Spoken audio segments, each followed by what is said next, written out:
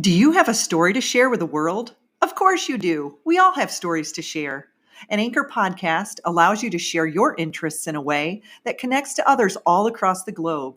If you have been considering starting your own podcast and don't know where to begin, Anchor makes it easy to record, edit, and publish with the click of a button. You can even add music.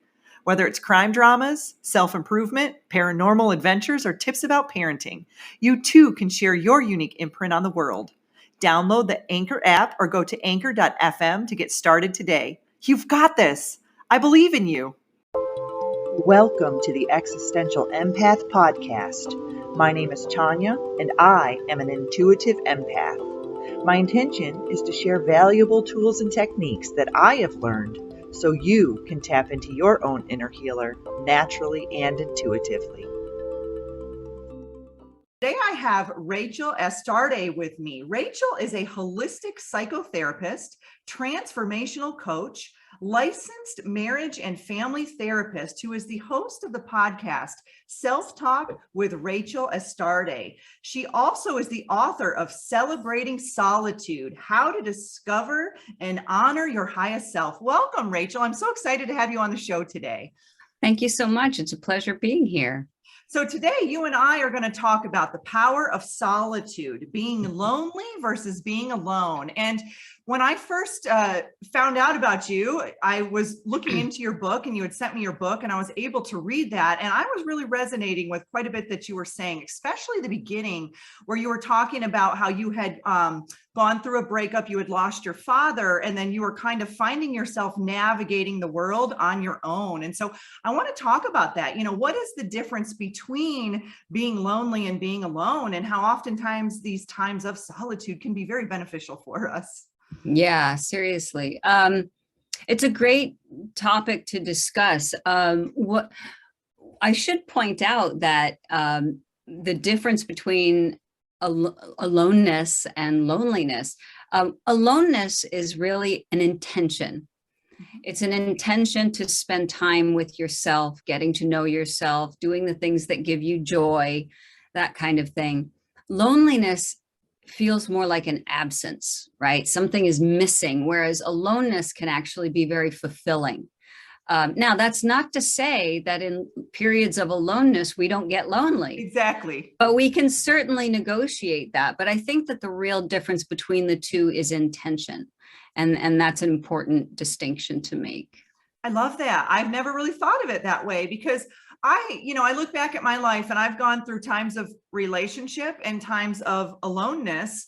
And many of my friends will be like, you've been in your aloneness stage for like 7 years now. I'm like, well, I'm really loving my aloneness stage. Mm-hmm, but then I'll be in these times of relationships. Now, in your book, you also talked about too, how, you and even some of your clients that you've worked with, how sometimes we lose ourselves within our relationships as well. And it's important for us to have aloneness within relationships. So I want to talk about both sides of the spectrum in this show, because many out there are single and many out there are in relationships. And I think it's important to have aloneness in both, right? So can you talk a little bit about that?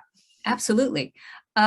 So let's first talk about, we've established that aloneness is an intention to spend time with yourself. Well, why would we want to do that? Why can't we just hang out with our friends and be ourselves? The real reason is we want to be able to spend time really discovering who we are without the influence of other people around us. So a lot of us, for example, might feel like we don't fit in, or somehow, social media is really good for making us feel less than, so for example, if I'm a mom, which I am, but let's just say I'm a mom and I'm looking on social media and I'm seeing all these moms with their gorgeous kids and they're doing all these crafts and they're going on these apple picking and this and that. And I'm just like, wow, I haven't done any of that with my kid. I'm the worst mom in the whole world, right? What alone time lets us do is eliminate all of the comparisons, all of the roles. It lets us think, what does it mean to me to be a mother? What does it mean to just Rachel or, whomever you are? So it allows us to begin to accept and love exactly who we are. So I talk about creating a solitude practice, which could be 2 minutes, 2 hours, whatever you can swing. But all you need to do during that time is do something for yourself that doesn't involve anybody else. So not scrolling on social media, but it could be knitting, it could be taking a walk in nature, it could be meditating, it could be taking a yoga class for yourself with, just alone, so you're not comparing yourself to anybody else. It could be journaling, any of these things. I love doing that. Beautiful example. Something that allows you to feel full in yourself. Another one is just putting music on and dancing, something for you, right? So to answer your question, aloneness is a process and a practice.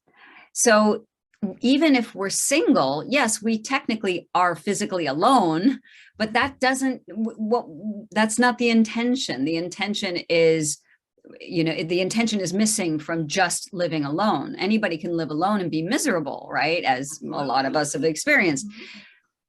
But when you are intentionally solitary, when you're intentionally taking this time to clear your mind of outside influence and really tap into who you truly are inside and begin to love that person, that's so beneficial, not only to yourself, but everyone else. And that brings in the other part of your question about relationships. Wow. How much better we can be in relationship if we're truly being ourselves at any given point. And that means we need to know who that person is and spend some time with that person as though we're our own best friend and we're hanging out with our best friend, only it's really just us, And it really does benefit your relationship because you're not as activated or triggered. You're also not depending on your partner so much for validation and to fulfill some part of you that's missing. This whole idea of my other half, which is just fairy tale nonsense. Yeah. It really doesn't mean that within ourselves. Yeah. Exactly right. And so when you have so in the book, I suggest that even if you have a family with children, everybody can take solitude break and just do your thing. And when you do that, you're so much more grounded and able to be in healthier relationship with other people. Absolutely. And, one thing that I recognize often with my clients is they love the need for distraction because it's almost like the fear of being alone is really a fear of being with yourself in your own thoughts and being kind of terrified of what may come up. But really, those are the moments when we need to go within because those are things that we need to heal. If we're pushing away different aspects of, things that have happened in our life, whether it be trauma or abandonment or rejection, whatever it may be. Yeah.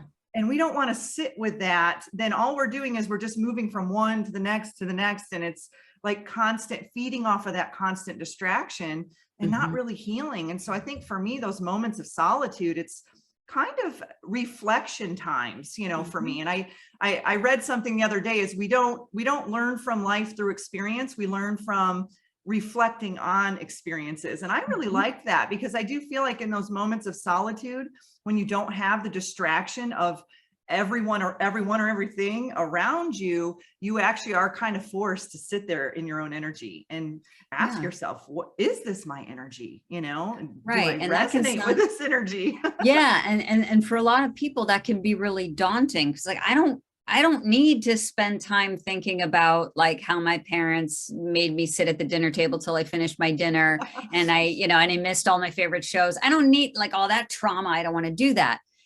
But the truth is, there's so much learning that's possible from sitting with parts of yourself that you may not love right now and learning to love those parts. No aspect of ourself is bad or wrong.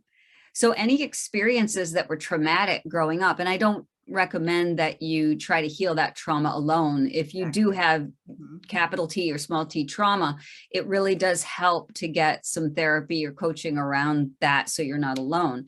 But if you're in that kind of healing process, you're working with someone to work through some of that trauma, being alone is a great way for you to learn to love those parts of yourself that you've hidden away. Because we're not designed to be broken. We're not, there's no aspect of ourselves that is anything to fear. There's only, I always say there's gold where there's fear. That's when you go into the fear, or you go into the things that make you uncomfortable, it really helps you to expand. And then imagine you don't have those fears anymore. They're not holding you back anymore. And once you move past that, I'm afraid of what thoughts will come up if I spend time alone. Once you move past that, you'll find that there's so much joy and regeneration. I refer to it in the book as charging your soul's batteries. Yes. You're charging your batteries so that you can give back to the world. And that's the important part. I'm not an advocate for being a recluse or locking yourself away. Or hermit, yeah. Yeah, we don't need to do that. That's not what we're designed to do either. But when you are able to find out who you truly are, then you're giving that gift to the rest of the world in every interaction you have, whether it's the clerk at the grocery store or your partner or your kid or your parents or whatever. Yeah, it's like a healthy balance between solitude and connection, right? It's oh yeah, it has learning to. how to balance that out. And I know, Rachel, when I go into those, those hermit modes, they don't last forever, but they last for a certain amount of time. And I'm like, here I am going in my hermit shell for a little bit. Mm-hmm. And, I kind of tell those around me that this is what I'm doing and this is where I'm going to be. Don't worry about me. I'm okay. I'll come out of it. I'm just going in for some self-reflection. But I do notice that in those moments of solitude, I find that my intuition is more enhanced. I can pick up on my own thoughts versus the thoughts of others. I feel more creative in those spaces, more motivated at times. I can understand myself on a deeper level.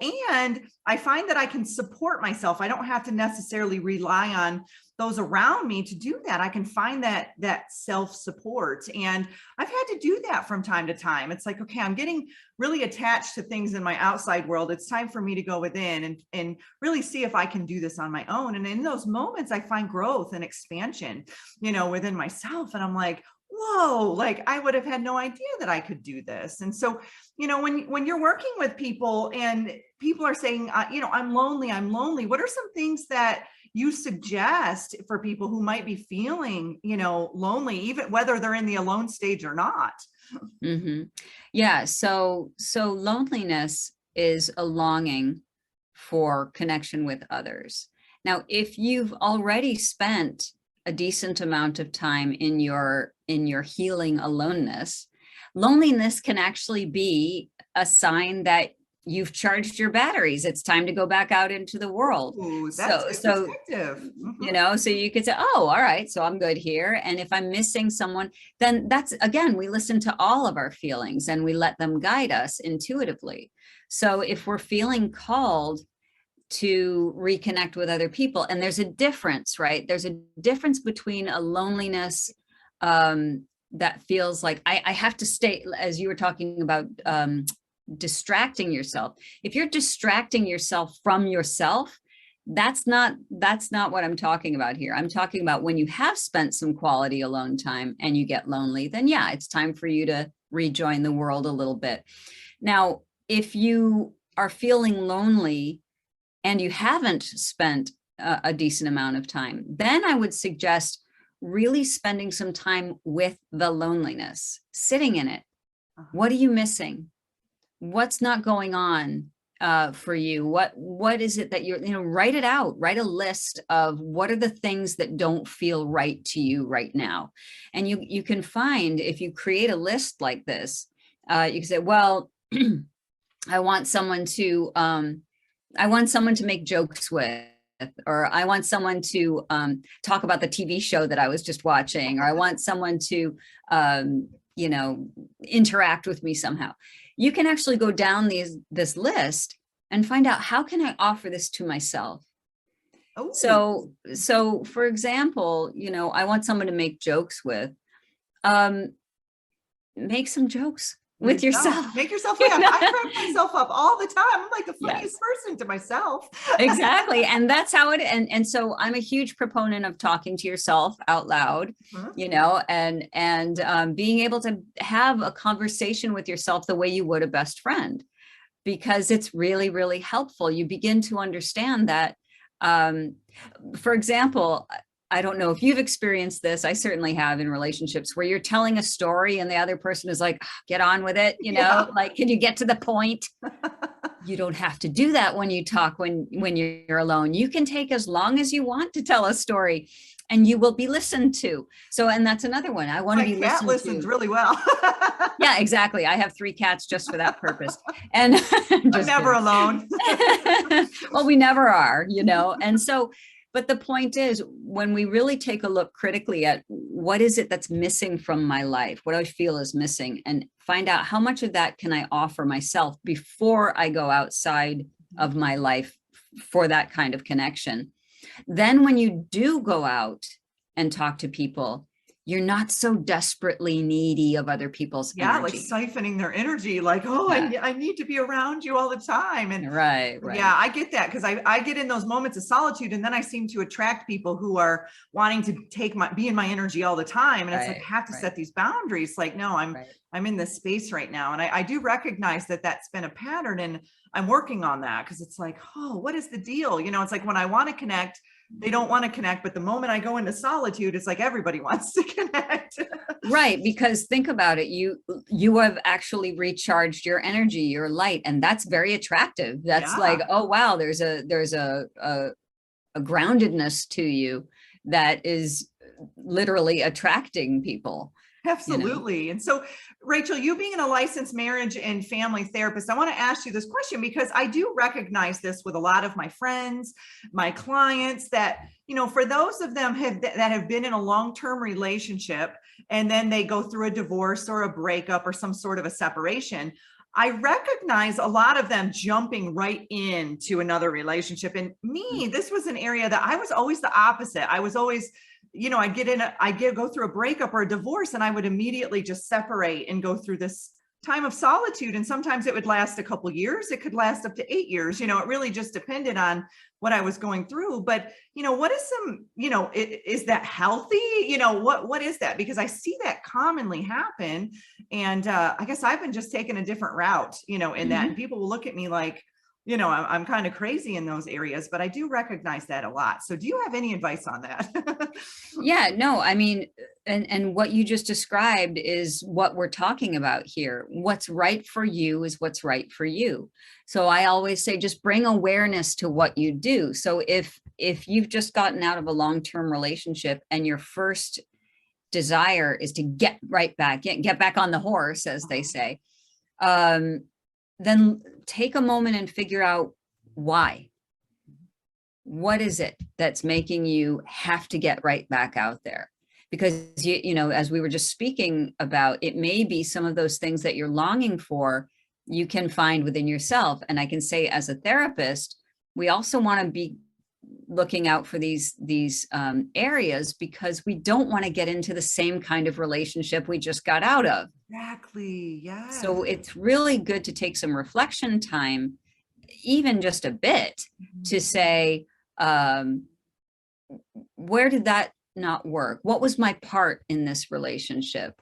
What, you know, what can I think about or shift or alter, or what can I enhance that I didn't show in this relationship? You know, so taking some reflection time is really, really important. Um, or, and I've experienced this too with my patients, you end up in the same cycle, the same, like, I don't know, I thought I did all this work on myself, but I keep getting involved with cheaters or liars or whatever. What's that about? And the first thing we do is we stop and we go inward. What is it about that? What is it about um, your belief system about yourself that's causing you to not Attract that. attract somebody who will love and appreciate you for who you are? Wow, that's powerful right there. And because it's funny, because I'm kind of on the flip side. I get so comfortable in my solitude. I get so comfortable with being whole within myself that oftentimes I always say it's going to take a really amazing person to step into my life. I mean, it's going to take someone who is really, at my frequency and who really can provide value and enrich my life, because I'm so happy, with being in this state of solitude. And I Yeah. have such a rich friend base, and I have Yeah. I make connections, like, on this podcast, I make connections with my clients. And I just feel very fulfilled in that. And so, and people will say that to me, you're like an anomaly. Like, that's not, not everybody's like that. But I think, like you said, we all have to find our way, and we have to figure out what works best for each and every one of us. And what may, appear to someone in a relationship looks a lot different to someone who's not in a relationship. And Right. but yeah, this has been such a rich conversation. And I want you to talk a little bit about your book, Rachel, and what it's about and where people can find it. Yeah, sure. So the book is Celebrating Solitude. And what I actually do is, and you beautifully kind of summed it up at the beginning, but I talk about what solitude is, what I mean by solitude, why it's important. And then I actually walk you through the steps of how to create a solitude practice for yourself, and give you many different options of what might work for you, and how to do it if you're single, how to do it if you're in a relationship, how to do it if you're in a family.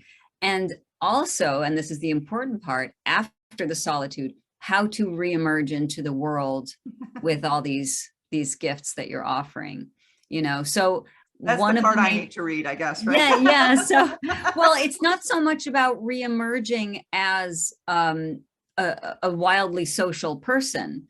I'm very much like you. When I'm an we all went, introverted extrovert. That's what I call exactly, myself. that's what I call myself too. If I have to put a label on it, that, I mean, I'm the life of the party, but then I go home and I can't see anybody for a week. Yes, yes.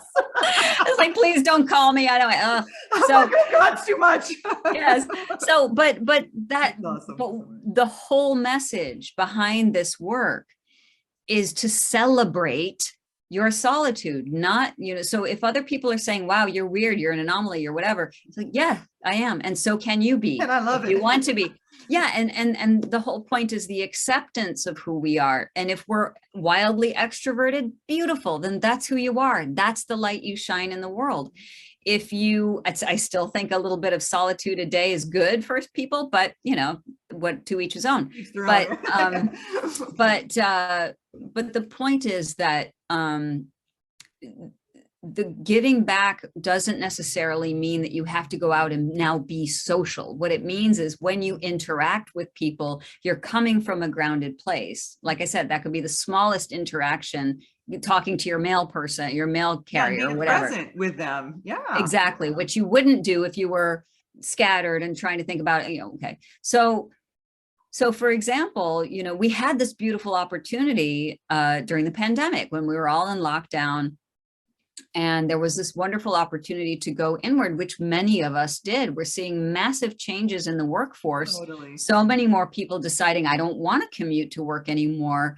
I want to be at home. I get more time with my family. I was just listening to this story on public radio this morning about, wow, I get to go to my garden. I get to brush my kids' hair in the morning before they go, to school. So we have these opportunities to do so much more when we have time to ourselves to figure out what we want. So the book is about that, and it walks you through the whole thing, but most importantly, about how important it is to reemerge from your solitude. I love that. And I love how you break it down for, people who aren't in relationships and people who are, because I think that's really important, because there's been times in my life where I have been in long-term relationships, and times when I've been in long-term relationships with myself. And, Right. so I love that. And so, Rachel, if people want to reach out to you, how can they get in contact with you? Sure. Well, the book is available on Amazon. It's also available on my website, which is rachelastarethetherapy.com. Pretty easy. And that's how anyone can reach me if they want to continue this work. I do, this is rare for a therapist, but I do offer single sessions. So for example, if you just want to sit with me for 50 minutes and say, hey, I'm working on this thing, I'm not sure, I'm having a block, like I just want to talk it through, we can do that. So, and if you want to continue on a longer basis, you can. So there are a lot of options, but RachelAstarteTherapy.com is the best place to reach me. Great. That's awesome. Well, thank you, Rachel, for spending time with us today, sharing all of your knowledge and wisdom and answering, not only the listeners' questions, but mine today too. And so I really appreciate the energy that you're bringing out into the world. And thank you so much for joining us today. Thank you so much. It was a pleasure. You deserve to navigate your life as an empath in alignment with health, happiness, and abundance. To learn more about the services that I provide, including Beyond Quantum Healing Hypnosis, EFT Tapping, and the Emotion Code, visit my website at www.thesoulcafe.org.